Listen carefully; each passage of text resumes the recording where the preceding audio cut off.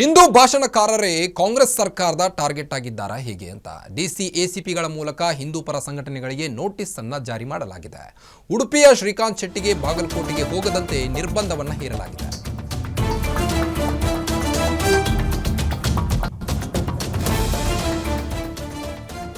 ಹಿಂದೂ ಭಾಷಣಕಾರರೇ ಕಾಂಗ್ರೆಸ್ ಸರ್ಕಾರದ ಟಾರ್ಗೆಟ್ ಆದ್ರ ಹೇಗೆ ಅಂತ ಡಿಸಿ ಎಸಿಪಿಗಳ ಮೂಲಕ ಹಿಂದೂ ಪರ ಸಂಘಟನೆಗಳಿಗೆ ನೋಟಿಸ್ ಅನ್ನು ನೀಡಲಾಗಿದೆ. ಉಡುಪಿಯ ಶ್ರೀಕಾಂತ್ ಶೆಟ್ಟಿಗೆ 3 ತಿಂಗಳ ಕಾಲ ಬಾಗಲಕೋಟೆಗೆ ಹೋಗದಂತೆ ನಿರ್ಬಂಧವನ್ನು ಹೇರಲಾಗಿದೆ.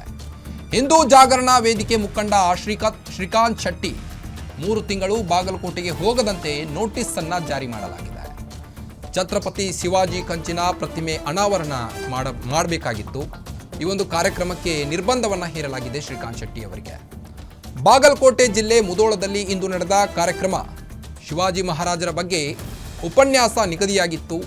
ಭಾಷಣ ಮೂಲಕ ಕೋಮು ಸಾಮರಸ್ಯ ಕದಡುವ ಕಾರಣವನ್ನು ನಿಷೇಧಿಸಲಾಗಿದೆ.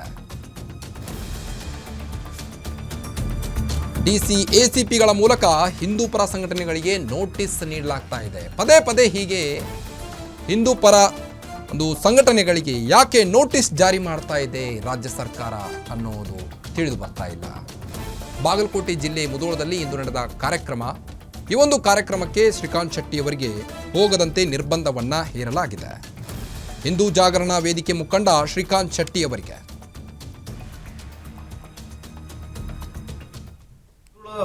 ಒಂದು ಛತ್ರಪತಿ ಶಿವಾಜಿ ಮಹಾರಾಜರ ಪ್ರತಿಮೆ ಅನಾವರಣದ ಕಾರ್ಯಕ್ರಮಕ್ಕೆ ನನ್ನನ್ನು ಆಹ್ವಾನಿಸಿದರು. ಆ ಕಾರ್ಯಕ್ರಮದಲ್ಲಿ ನಾನು ಪ್ರಮುಖ ಭಾಷಣಕಾರರಾಗಿ ಅಲ್ಲಿ ಹೋಗಬೇಕಿತ್ತು.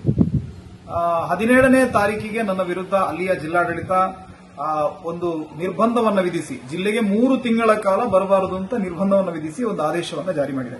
17ನೇ ತಾರೀಕಿಗೆ ಮಾಡಿದಂತಾದ್ರೆ ನನಗೆ ಅದನ್ನ ಮುಟ್ಟಿಸಬೇಕಿತ್ತು, ಅದರ ಮರುದಿನವೇ ಮುಟ್ಟಿಸಬೇಕಿತ್ತು. ಆದರೆ ನಾನು ನ್ಯಾಯಾಲಯಕ್ಕೆ ಹೋಗಬಾರದು ಅನ್ನುವ ಕಾರಣಕ್ಕಾಗಿ ಅದನ್ನ ನಿನ್ನೆ ತಂದು ನನಗೆ ಕೊಟ್ಟಿದ್ದಾರೆ.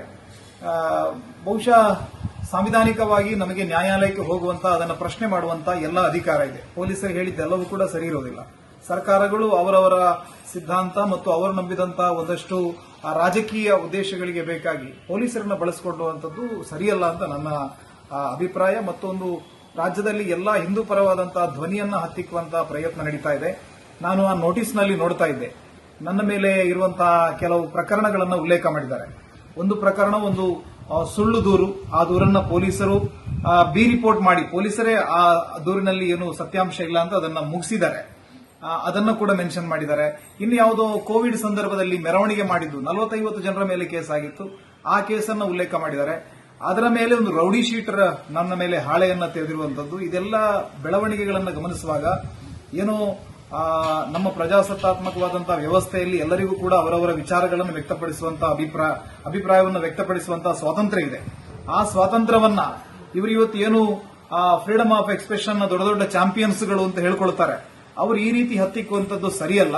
ಮತ್ತು ರಾಜ್ಯದಲ್ಲಿ ಹಿಂದೂ ಪರ ಸಂಘಟನೆಗಳಿಗೆ ಮತ್ತು ಹಿಂದೂ ಪರ ಹೋರಾಟವನ್ನು ಮಾಡ್ತಾ ಇರುವವರಿಗೆ ಒಂದು ರೀತಿಯ ತುರ್ತು ಪರಿಸ್ಥಿತಿಯನ್ನ ಸಿದ್ದರಾಮಯ್ಯ ಸರ್ಕಾರ ಹೇರಿದೆ ಅಂತ ನನಗನ್ನಿಸ್ತಾ ಇದೆ.